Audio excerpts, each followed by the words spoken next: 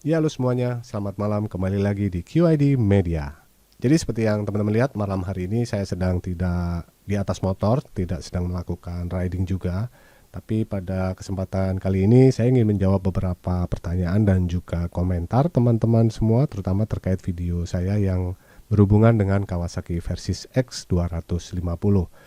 Tapi pertama-tama izinkan saya mengucapkan terima kasih dan apresiasi ke teman-teman semua, baik itu komentarnya, kemudian masukannya, kemudian sudut pandangnya yang dibagikan, karena itu memperkaya sudut pandang saya juga ya, karena saya sangat senang untuk diskusi dan mendapatkan masukan sehingga saya bisa lebih objektif, kemudian saya bisa mempunyai wawasan yang lebih luas juga terkait motor, terutama terkait motor adventure di kelas 250cc ya. Nah, yang pertama ingin saya bahas adalah beberapa pertanyaan yang membandingkan antara Kawasaki Versys X250 dengan Kawasaki V-Strom 250 gitu ya. Nah, untuk membandingkan dua motor ini tentunya mempunyai kelebihan dan kekurangan masing-masing, meskipun menjadi tidak objektif kalau saya mengomentari misalnya Suzuki V-Strom 250 dari sisi kekurangannya saja, karena secara pribadi saya belum pernah mengendarai Suzuki V-Strom dalam jangka waktu yang lama. Tetapi yang saya jawab kemudian yang saya bagikan untuk teman-teman lebih ke proses yang saya alami pada saat saya membandingkan sebelum saya membeli motor Kawasaki Versys X250. Bahkan pada saat saya memutuskan untuk membeli Kawasaki Versys X250, itu momentumnya kurang lebih sama dengan peluncuran Suzuki V-Strom 250 ya.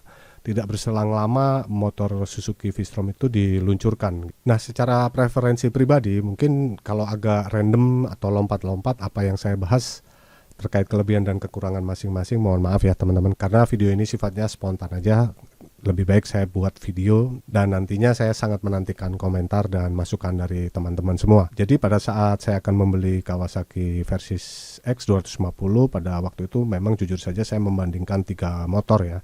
Yang pertama adalah Kawasaki Versys X250, kemudian Suzuki V-Strom, dan satu lagi adalah KTM 250 ya, yang adventure begitu. Memang pada saat itu saya banyak melakukan observasi, mencari masukan dari YouTube, kemudian saya baca beberapa referensi, pengalaman dari beberapa teman juga saya jadikan masukan, sampai pada suatu titik saya mempunyai kesempatan untuk test drive ya. Karena kebetulan salah satu dealer Kawasaki yang ada di Jakarta ini berdekatan dengan lokasi tempat saya bekerja. Jadi saya punya kesempatan untuk test drive dan melihat langsung begitu. Disitulah saya mencoba, meskipun dalam waktu yang cukup singkat ya, memang tidak bisa dikatakan terlalu lama, itu membuat saya terkesan begitu ya. Dan pada waktu itu saya merasa motor ini yang sesuai dengan keinginan saya, keinginan dalam arti secara kecepatan saya tidak mencari motor yang kencang begitu ya, tetapi saya lebih ingin mencari motor yang saya gunakan untuk perjalanan jauh.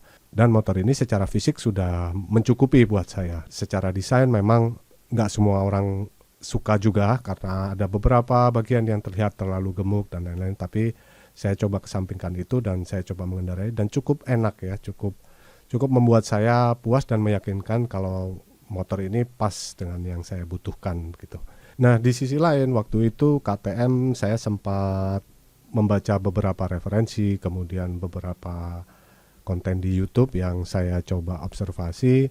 Kalau secara desain kan memang berbeda ya, KTM ini memang unik ya, mempunyai keunikan masing-masing dengan ciri khasnya warna orange. Itu juga sempat ingin saya coba juga, cuman masukan dari beberapa teman-teman, KTM ini mengalami kesulitan terutama di sisi spare part dan after sales servisnya. Itu yang membuat saya agak ragu-ragu karena saya mempunyai pengalaman pada saat saya mempunyai mobil yang memang build up dan suku cadangnya tidak terlalu banyak tersedia, itu mempunyai kesulitan yang tersendiri ya teman-teman, karena kita kadang-kadang harus mengimpor sendiri spare part tersebut dari luar dan kemudian membawanya ke bengkel. Ini tentunya saya tidak menginginkan kembali terulang di sepeda motor saya. Kemudian itu juga sedikit menghambat pada saat kita ingin memodifikasi motor yang akan kita gunakan. Nah, seperti teman-teman ketahui, Kawasaki Versys ini banyak sekali spare part maupun aksesoris yang tersedia di toko online maupun di bengkel-bengkel.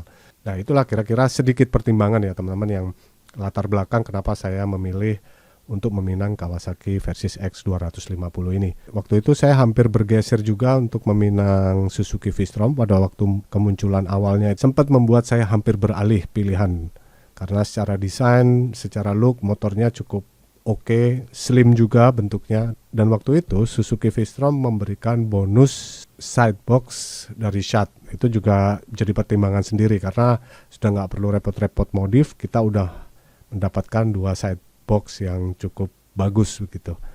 Nah, cuman pada saat saya test drive, secara subjektif saya tidak menyukai karakter suara mesinnya begitu ya.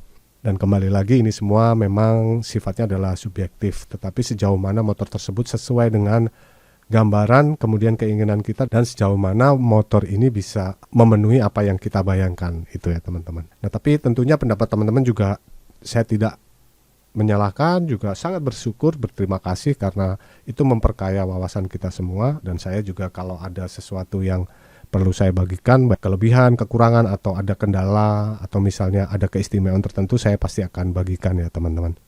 Nah, mungkin informasi tambahan untuk teman-teman, Kawasaki Versys X yang saya miliki ini, saya konsep dan saya modif, itu hampir 80% saya kerjakan sendiri. Meskipun barangnya itu saya beli, tetapi saya melakukan pemasangannya itu sendiri ya. Hanya ada satu part yang memang tidak saya pasang sendiri, yaitu shock breaker, tetapi selain itu saya melakukan pemasangannya sendiri, jadi mengetahui seluk-beluknya. Nah, disitulah saya bisa membagikan ke teman-teman bahwa aksesoris aftermarket yang tersedia di pasaran itu juga cukup banyak, kemudian cukup mudah PNP juga untuk dipasang di Kawasaki Versys X 250. Segitu dulu video kali ini, sekedar berbagi untuk teman-teman. Mungkin kalau nanti teman-teman ada pertanyaan lanjutan atau ada hal-hal yang perlu kita diskusikan, bisa ditulis di kolom komentar ya. Tentunya semuanya itu sangat berarti ya teman-teman. Dan saya sangat bersyukur apabila ada masukan, kemudian mungkin teman-teman bisa memberikan insight-insight tentang motor-motor lain yang mungkin rasa berkendaranya bahkan lebih baik. Itu saya senang banget karena saya jadi tahu banyak gitu ya teman-teman. Ya, segitu dulu ya video kali ini teman-teman. Terima kasih sudah menonton dan kita akan berjumpa di video berikutnya.